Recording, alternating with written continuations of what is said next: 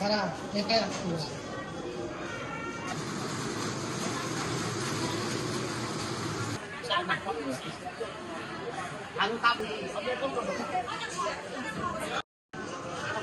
মানে কিছু কথা বাড়াও হয়েছে।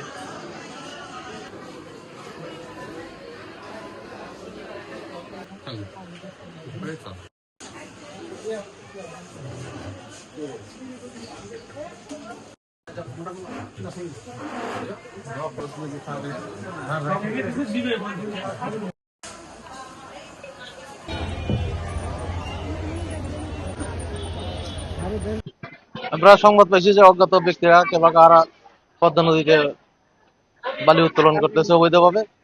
আমরা তাদেরকে নিষেধ করার জন্য আমরা গেছিলাম। যাওয়ার পরে ওরা আমাদের উপস্থিতি টের পায়, ওরা চলে গেছে। কেবা কারা তাদের জিজ্ঞাসা করে পাই নাই, এবং আমাদের উপস্থিতি থেকে অন্য একটা স্পিড বোট থেকে এসে আমাদের উপরে দূর থেকেই গুলি করতে করতে আমাদের কাছে আসছে। এতে আমরা গুলিবিদ্ধ হয়েছি, আহত হয়েছি 6 জন।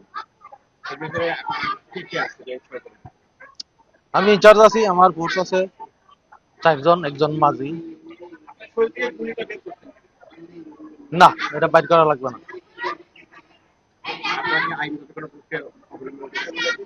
প্রক্রিয়াধীন আছে। এটা গতকাল রাত্রে 1টার দিকে। আমরা ঘাট থেকে নৌকা ছাড়ি হচ্ছে রাত 11টায়, যে ওখানে অবৈধ একটা বালু কাটা হচ্ছে। আমরা এই বন্ধ করতে গেছিল পুলিশের যে কাজ, ওই জায়গায় যায় আমরা বন্ধ করতে গেছি। বন্ধ করার পরে আমরা বন্ধ করে দিয়েছি। এর ভিতরে আমরা নৌকা স্টার্ট দিয়ে চলে আসবো, এর ভিতর থেকে একটা স্পিড বোর্ডে আর অন্তর যে ডেজার আর বল গেটের লোকজন আর আপনার স্পিড বোর্ডের লোকজন দিয়ে মোটামুটি 30-35 জন লোক ছিল। এরা একজোট হয়ে আমাদের পরে হামলা করে, আর অসাধারণ গুলি, 20 থেকে 30 রাউন্ড গুলি আমাদের পরে আক্রমণ করে, বুঝলেন। কিন্তু আল্লাহ জানটা আমাদের বাঁচাইতেছে, বুঝলেন। এই পর্যন্ত কি আমাদের খবর, আমরা যেভাবে হোক জানটা নিয়ে আর কি ঘুরে আইছি। মোট মিলি 20-30 জন মতো লোক ছিল। আমার নৌকায় লোক ছিলাম 6 জন।